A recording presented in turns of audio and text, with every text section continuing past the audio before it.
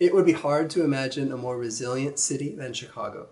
In order to resolve problems that the city itself had created, Chicago would utterly transform the ground, the sky, and the water around the city itself.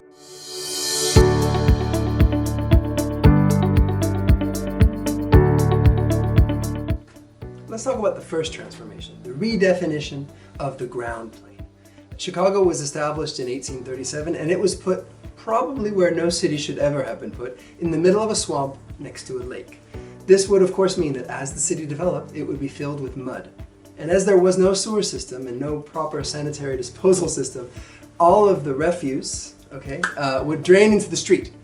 In the year 1855, an engineer named Ellis Chesbrough had this idea of installing a sewer system, which might seem like a relatively unremarkable idea for a city, but his idea required that the city of Chicago be lifted up.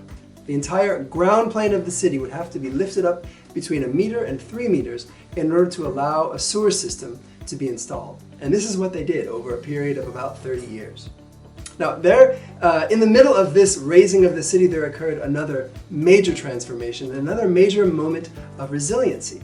And that is in the year 1871, most of the center of the city of Chicago was destroyed by a fire. This was aided, in fact, by the fact that most of the streets of Chicago had been paved in wood in order to deal with the mud that had grown up around the city.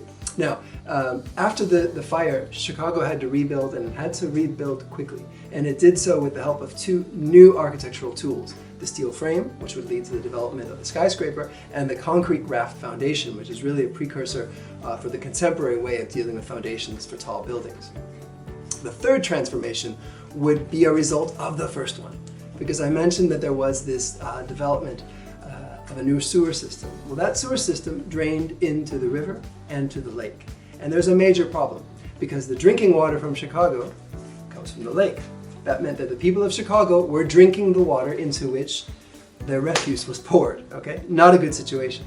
So the decision was made in 1887 to build a canal, the Sanitary and Ship Canal, that would divert water from the Chicago River out to the Des Plaines River and eventually toward the Mississippi. This would reverse the flow of the Chicago River.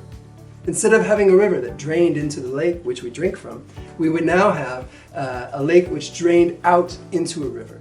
So these are 3 ways in which Chicago, through frankly absurd distortions and manipulations of nature, would transform utterly the sky, the ground, and the water.